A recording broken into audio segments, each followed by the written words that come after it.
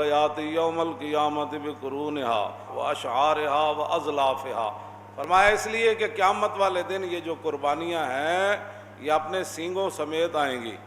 اپنے بالوں سمیت آئیں گی اور اپنے کھروں سمیت آئیں گی۔ وَإِنَّ الدَّمَ لَيَقَعُ مِنَ اللَّهِ بِمَكَانٍ قَبْلَ أَن يَقَعَ بِالْأَرْضِ، تو حضور نے فرمایا کہ قربانی،